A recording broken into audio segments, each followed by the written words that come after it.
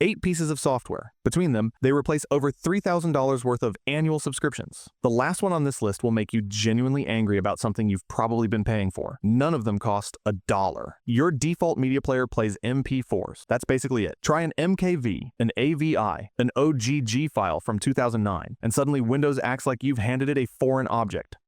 You end up on some sketchy codec download page with 17 pop-ups and leave with 3 toolbars you didn't ask for. VLC Media Player was built to make that problem disappear permanently. It started in 2001 as a student project Central Paris. It now has over 5 billion downloads. There are 8 billion people on Earth. Do the math. VLC plays MP4, MKV, AVI, and 97 other formats your operating system has never heard of without ever asking you to install a codec. The entire program is under 50 megabytes and runs perfectly on machines that struggle to open a second browser tab, and 90% of people only use it to press play. It also converts formats, streams across your local network, syncs subtitles to the frame. Most people never find any of this. VLC doesn't care. It just sits there, doing more than you'll ever need, for free. 0 ads, 0 telemetry, 0 subscription. Windows, Mac, Linux, Android, iOS, but VLC only plays what already exists on your device. When files arrive, locked inside a compressed archive, VLC can't touch them. WinRAR was made for exactly that moment. WinRAR has been showing you the same pop-up since 1995. Your 40-day trial has expired. Yellow warning, Purchase Now button. Enter License button. And in the corner, Close. You click Close, WinRAR opens. Everything works. Every single feature. No restrictions. This has been happening for 30 years. WinRAR was created in 1995 by Romanian developer Eugeniu Roșial. RAR literally stands for Roșial Archive. A license costs $40. The trial is 40 days. The trial ends. The software doesn't. 500 million people currently use WinRAR in permanent trial mode, some of them since they were in primary school. It is the most successful payment pop-up in software history that nobody actually responds to. What it does, zip, RAR, 7Z, TAR, GZ, ISO, every major archive format, all extracted directly from a right-click menu. No separate application. AES 256 encryption built in. Multi-volume splitting for large files. It integrates so deeply into Windows that most people forget it's a third-party app. It's technically paid software. It technically has a trial. Neither of those facts has ever stopped anyone. WinRAR handles your files, but it can't capture what's happening live on your screen. OBS Studio. You've watched a live stream, a gaming video, a podcast, a tutorial with multiple camera angles, overlaid graphics, clean audio. Odds are that was OBS, and it cost the creator exactly nothing. OBS Studio Open Broadcaster software was released in 2012 by developer Hugh Bailey. Fully open source, GPL licensed, and now the global standard for screen recording and live streaming. Not the popular free option, the actual standard. Think of it as a live control room that runs entirely on your laptop. You stack sources, screen capture, webcam, browser tabs, audio inputs, overlays into scenes, and switch between them live. It encodes in every major video format, including H.265, the same codec streaming platforms use. It pushes live to Twitch, YouTube, Facebook Live, and with the right plugin, 30+ platforms at once. Over 400 community-built plugins extend it further. Whatever your workflow needs, virtual cameras, AI noise removal, Stream Deck control, someone has already built it. The paid alternatives. Camtasia costs $299 per year. Streamlabs. Ultra costs $228 per year. XSplit runs $199 per year. OBS replaces all 3 and outperforms most of them. The first 10 minutes feel like you accidentally opened someone else's job. There are panels, docs, scenes, sources, encoders, none of it explains itself. Every serious content creator on the internet has had this exact moment. They pushed through it, so should you. OBS captures what's on your screen, but it can't build original 3D worlds, characters, or animations from nothing. That gap is exactly what Blender was built for. If you want to use industry-standard 3D software, here's what that costs you. Maya, $285 per month. Cinema 4D, $95 per month. ZBrush, $40 per month. A full professional stack easily runs $500 per month out of your pocket. Blender is $0. The Blender Foundation is a nonprofit in Amsterdam. Fully open source since 2002, which means you own everything you create. No royalties, no revenue cuts, no licensing terms. It now has over 4 million active users, about the same as Maya and Cinema 4D combined. Those cost thousands per year. The feature set is extraordinary. Modeling, animation, photorealistic rendering, fluid and cloth physics, VFX compositing. Every step of a 3D pipeline in one free application. Its ray-traced renderer cycles, runs on your GPU, and produces results that look like CGI film footage. The real-time renderer, Eevee, does it instantly. Major studios have used Blender in production pipelines for films you've seen in cinemas. The Mandalorian's VFX team used it for pre-visualization. The results are indistinguishable from tools that cost 100 times more. The learning curve is brutal. Opening Blender for the first time feels like someone handed you a 747 cockpit and left the room. It is the hardest tool on this list. But the people who push through, people exactly like you, produce work that looks like Pixar. Blender creates the 3D world, but it can't write the code that powers the software, websites, or apps people actually build. For that, you need VS Code. Visual Studio Code.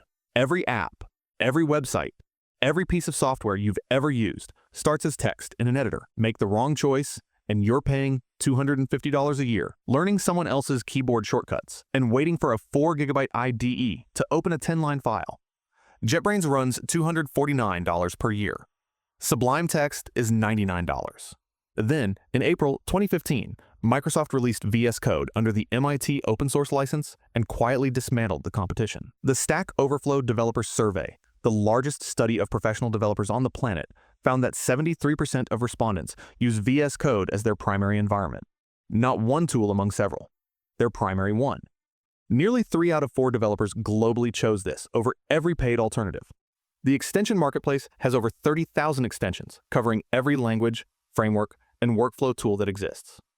Python, JavaScript, TypeScript, and dozens more all handled natively. Git version control is built in visually. IntelliSense autocomplete works across every language. You'll describe it as the first time your editor got out of your way. The integrated terminal means you never leave. Your settings sync across every device, including a fully functional browser version at vscode.dev with 0 installation required. VS Code handles the code. The moment you need to edit a video, a tutorial, a product demo, a short film, it's completely useless. That's what DaVinci Resolve is for. Adobe Premiere Pro costs $599.88 per year.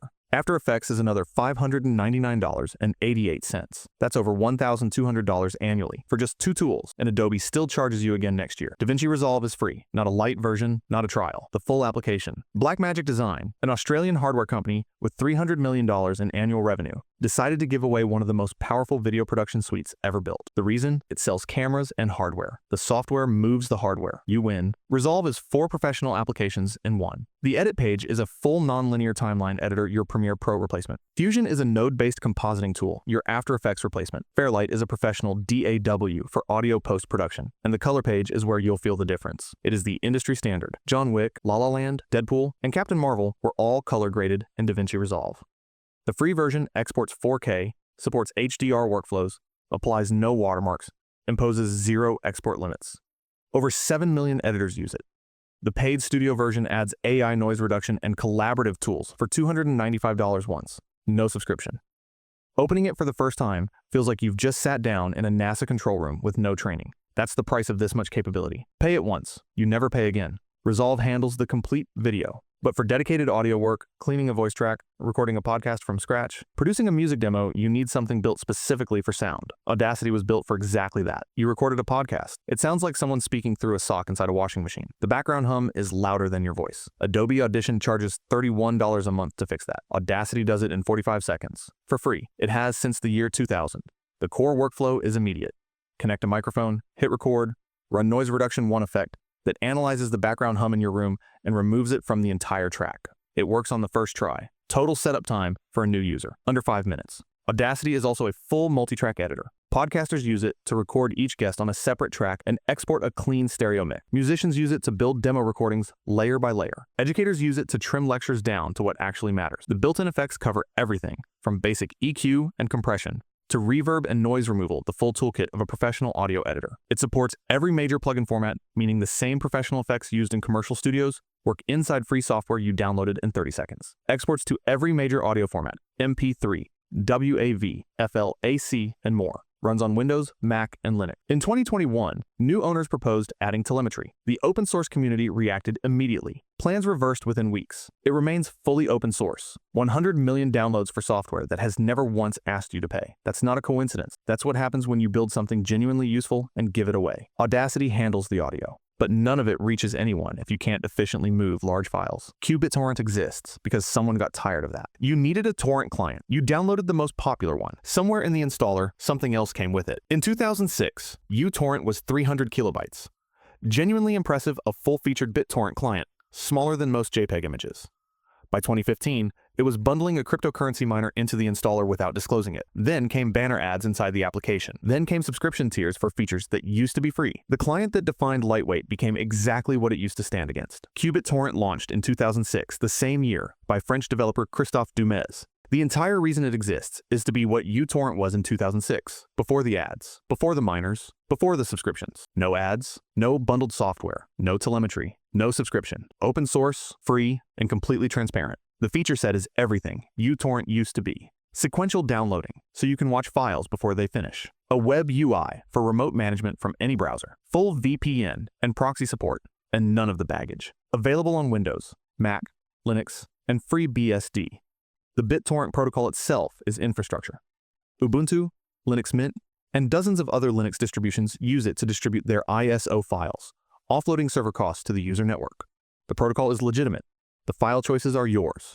qBittorrent is now the most recommended client across Reddit, GitHub, and every technical community that covers it. It does exactly what it says, nothing it doesn't say, and charges you nothing. That should not be remarkable in 2024. The fact that it is tells you everything about the state of free software. And if you're still paying for uTorrent, you should be angry. Not at qBittorrent. At the company that made you think you had to.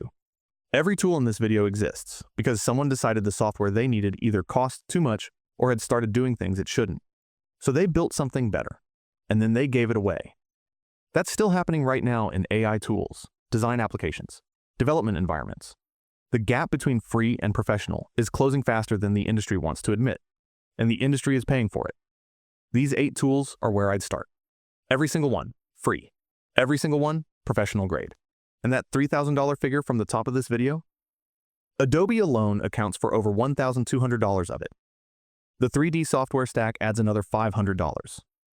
OBS alternatives take another $700. The rest is editors, IDEs, and audio tools you've probably already stopped paying for. Somewhere right now, someone just canceled all of it because they found this list. If this video saved you money or just reminded you how much you've been overpaying, it genuinely helps. Subscribe to Mr. Logic for more of this, and drop in the comments which one of these you actually use, or which one you think I should have included. I read every single one,